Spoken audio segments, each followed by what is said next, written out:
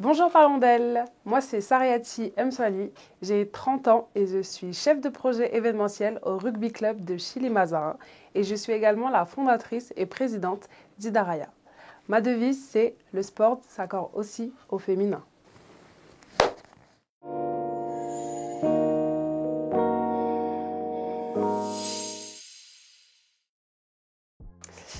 Moi, alors en 2015, j'ai été diplômée d'un bachelor en management du tourisme et de l'événementiel en école de co à Troyes. J'ai exercé 6 ans dans le tourisme. J'ai travaillé dans l'hôtellerie, dans l'aérien et dans les agences de voyage tour opérateurs. Du coup, dans le cadre de mon cursus scolaire, on devait aller un semestre à l'étranger. Et j'ai décidé d'aller au Mexique premièrement parce que je ne parlais pas du tout espagnol et je me suis dit c'était la meilleure solution pour apprendre. Et ce que ça m'a apporté, je pense que c'est l'une des meilleures expériences que j'ai eues pour l'instant dans ma vie. Du coup, déjà de débarquer dans un pays où tu ne parles pas la langue. Mon anglais était encore bancal à ce moment-là. Et du coup, c'était un peu compliqué au début à s'exprimer, mais les Mexicains sont tellement accueillants, tellement bienveillants aussi, que l'adaptation s'est très très bien passée. Là-bas aussi, c'est là où j'ai découvert le foot, mais d'une autre manière, de l'autre côté de l'Atlantique, où là vraiment c'est différent le foot féminin. J'ai pu découvrir un pays, puisque au-delà de ça, j'ai voyagé partout. Je pense avoir fait le tour du Mexique. Personnellement, si ça m'a fait grandir, il faut dire la vérité, partir à l'étranger. J'étais pas toute seule, j'étais avec 3 camarades de classe, mais après on s'est retrouvés dans une maison, on était un peu 10, on était avec des Australiens, des Espagnols, des Allemands. Donc déjà, c'était apprendre à vivre en communauté avec des étrangers, puisque c'est surtout pas la même culture. Aussi sur le plan du travail, puisque le système scolaire là-bas est vraiment différent du nôtre. Donc plus sur tous ces aspects-là.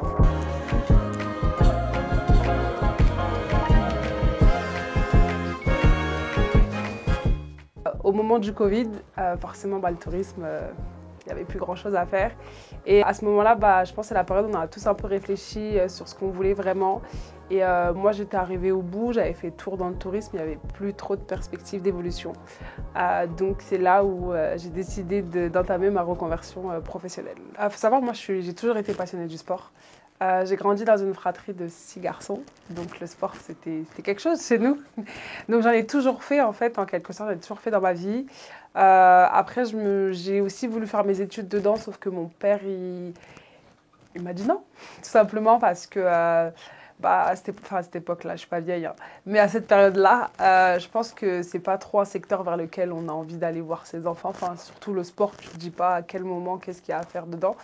Donc, j'ai pas pu aller dans cette voie-là. Et à ce moment-là, quand arrivait le Covid et que j'avais plus envie de faire tout ça, je me suis dit, c'est le moment de retourner, entre guillemets, à mon premier amour. Et du coup, je me suis inscrite en école à l'ESG Sport.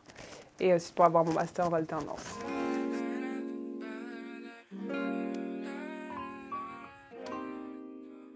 Parce que du coup, j'ai suivi une formation avec le comité d'organisation de la Coupe du Monde de rugby, donc France 2023. C'était du coup une formation pour avoir la spécialité en chef de projet événementiel avec eux. Et en fait, du coup, on faisait en même temps une alternance dans un club pendant 6 mois. Et donc, je l'ai fait au Rugby Club de Chili-Mazarin. Après, ils m'ont gardée. Et du coup, c'est avec eux que j'ai poursuivi jusqu'à maintenant encore.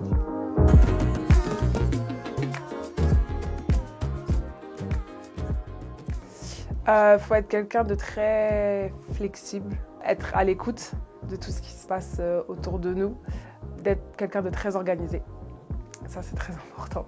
Et d'être vraiment, peut-être pas sociable, mais si quand même, parce qu'on est amené à travailler avec beaucoup de gens, avec d'environnements différents, des personnalités différentes. Donc ça aussi, ça joue.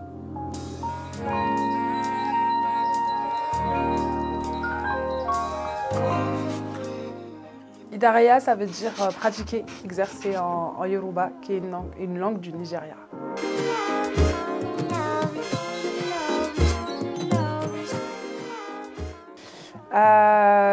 C'est mon combat. Non, c'est parce que moi, en fait, comme j'ai dit, j'ai toujours fait du sport.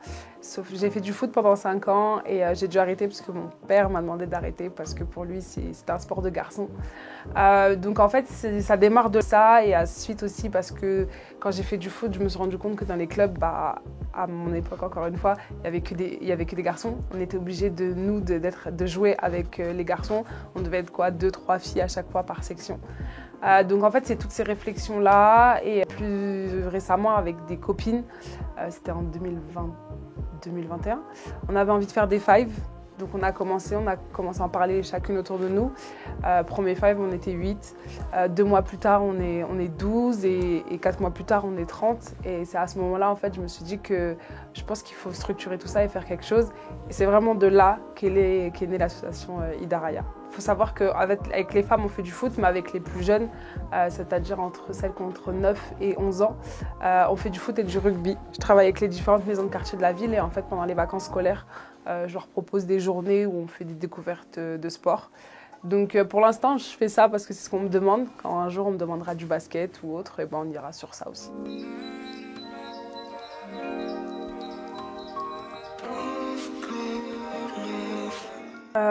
Des doutes parce que je ne savais pas si on allait comprendre l'association. On va me dire, mais il y a déjà plein de clubs de sport dans la ville.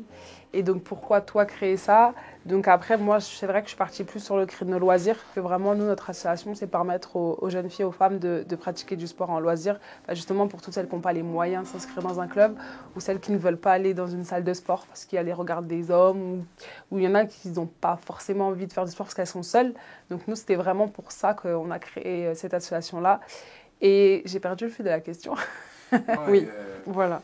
Après, c'était plus par rapport à ça, ouais, et c'était aussi qu'on fasse beaucoup l'amalgame dans cette association en se disant que c'était une association spécialement pour des femmes voilées, alors que c'est pas du tout le cas. Je pense qu'on est très très peu de voilées dans l'association au final. C'est vraiment ouvert à toutes les filles.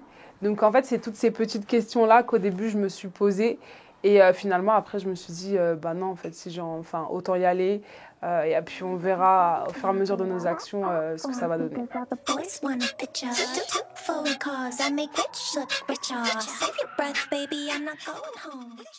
Récemment, du coup, au mois de juin, on a organisé la première Coupe du Monde féminine des quartiers.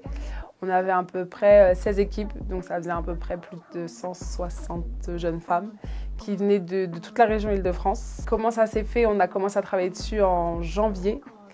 Et donc on a démarré un peu sur ça pour demander un peu à la ville des subventions, etc. Ça a commencé par ça, après on a commencé par les équipes. Honnêtement, les difficultés qu'on a eues dessus, ça a été de trouver des financements. Parce qu'on est une jeune association, comme je l'ai dit, au niveau des subventions, c'est compliqué de donner de l'argent quand on ne connaît pas l'asso, c'est sûr.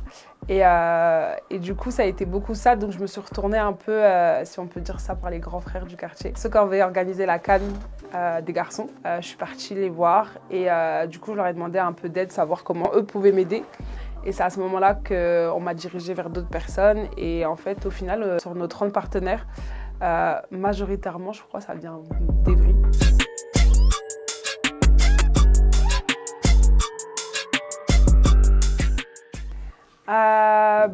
Bientôt, c'est une exclue que je vous donne. Je vais sortir une application, ça devrait arriver premier trimestre 2024, justement en fait pour permettre aux femmes de se géocaliser et de se retrouver en fait pour pratiquer du sport ensemble.